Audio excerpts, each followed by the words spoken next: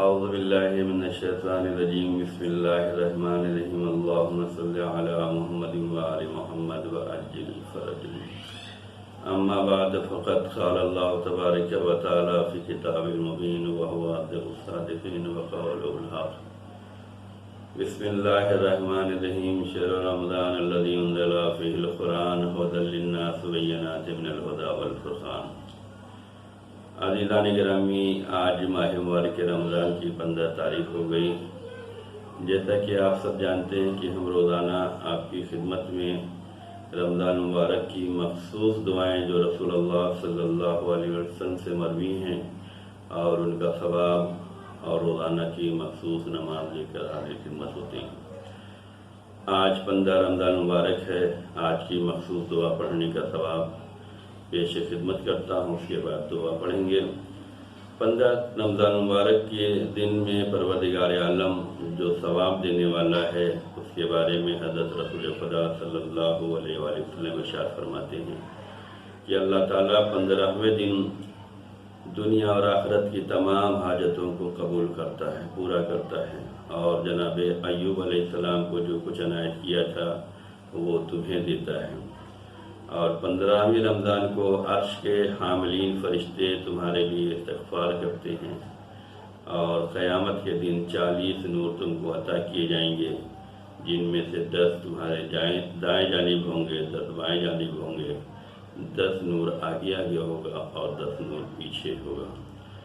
اگر ہم نے آج کی اس مخصوص دعا کو پڑھا تو یہ تمام ثواب ہمیں ملنے والا ہے۔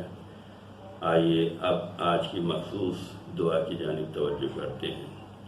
اعوذ باللہ من الشیطان الرجیم بسم اللہ الرحمن الرحیم اللہم ارزقنی فیہ طاعت الخاشعین واشرح فیہ صدری بعنابۃ المخبتین بامانک یا امان الخائفین برحمتک یا ارحم الراحمین۔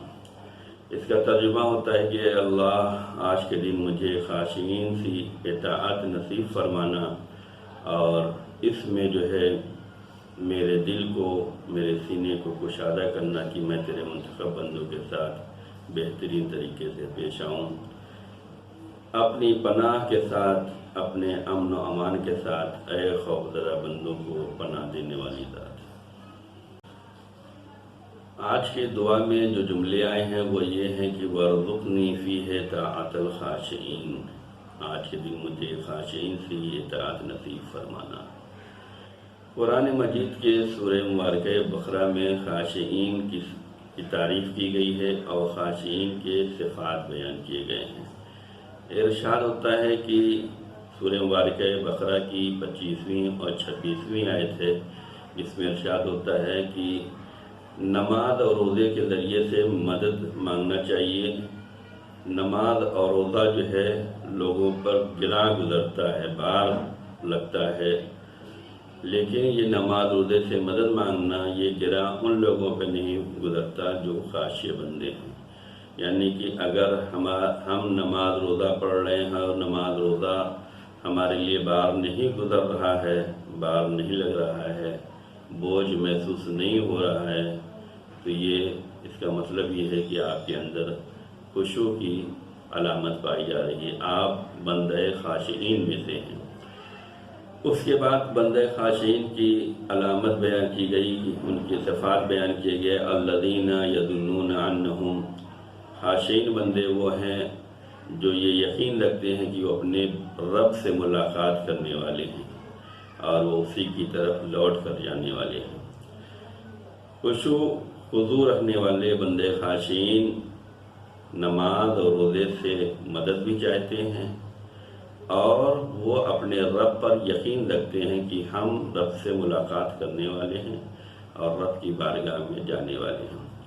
پھر سورہ مبارکہ احزاب میں کی 35ویں آیت میں ارشاد ہوتا ہے کہ جو مسلم مرد ہو یا عورت ہو، مومن مرد ہو یا عورت ہو، صادقین مرد ہوں یا عورت ہیں، صابرین مرد ہوں یا عورت ہوں، خاشعین مرد ہوں یا عورت ہوں، ان لوگوں کی جزا پروردگار عالم کے یہاں بہت عظیم جزا ہے۔ اللہ کے یہاں ان کے لیے مغفرت بھی ہے، بخشش بھی ہے، اور ان کے ثواب عظیم بھی ہے۔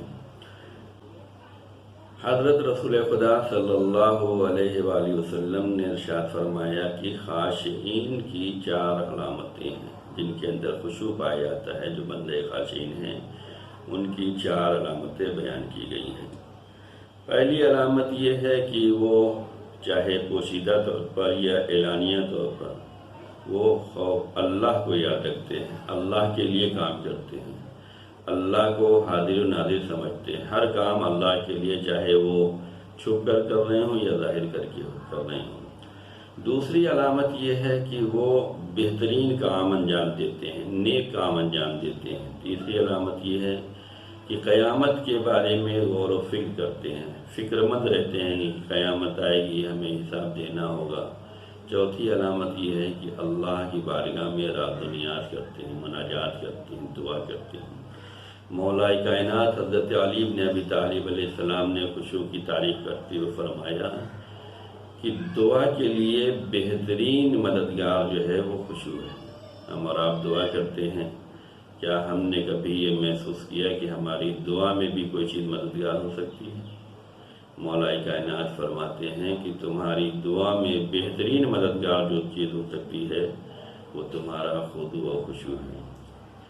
حضرت امام زین العابدین علیہ السلام ارشاد فرماتے ہیں، اللہ کی بارگاہ میں دعا کرتے ہوئے فرماتے ہیں کہ میں خدا کی پناہ چاہتا ہوں ایسے نفس سے جو خانے نہ ہو سکے، اور ایسے شکم سے جو سیر نہ ہو سکے، اور ایسے دل سے جس میں خشوع نہ آ سکے.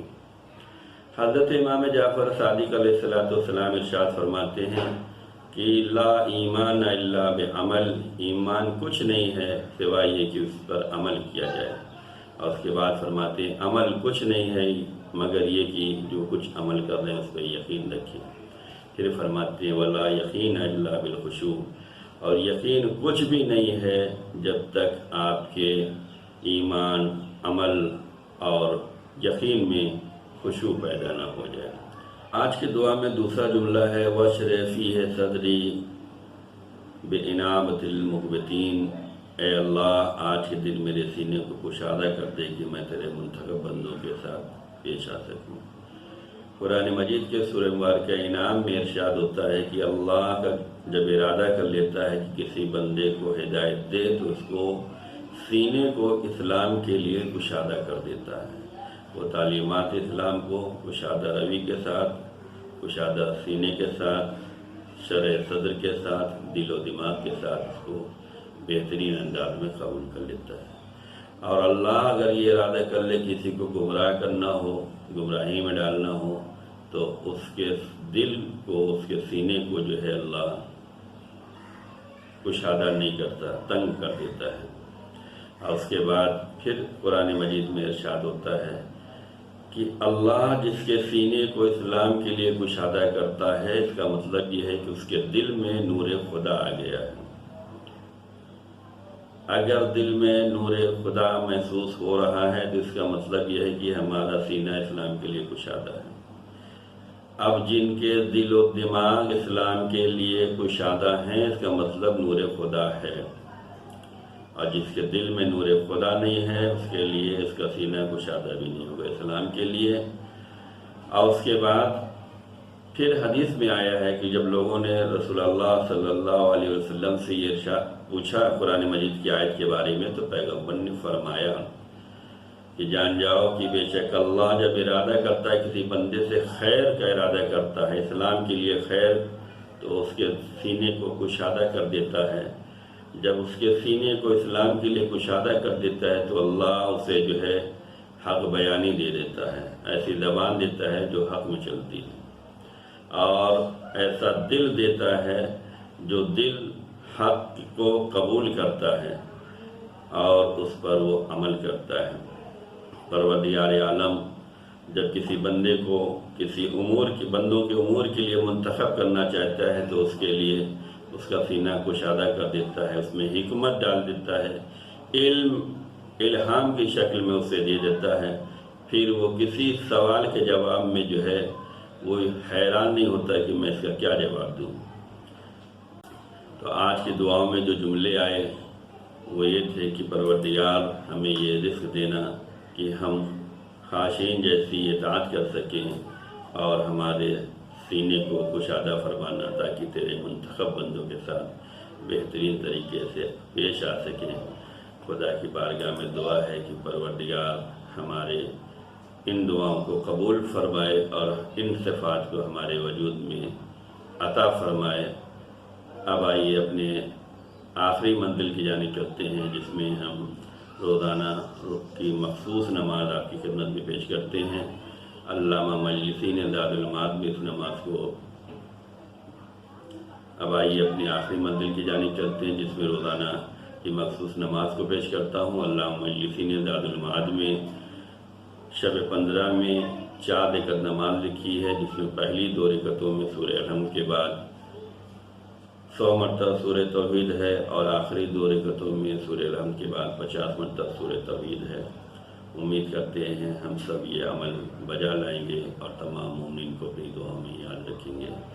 اللہ تعالیٰ کی بارگاہ میں دعا ہے کہ پروردگار ہم سب کی جان مال عزت آبرو کی حفاظت فرمائے اور تمام مومنین و مسلمین کو سربلندی نصیب فرمائے، ظہور حضرت امام زمان علیہ السلام میں تعجیل فرمائے، ہم سب کو امام کے خادم و ناصر اور ان کی تعلیمات کے عمل کی توفیق عنایت فرمائے، آمین یا رب العالمین۔ فقط والسلام علیکم ورحمۃ اللہ وبرکاتہ۔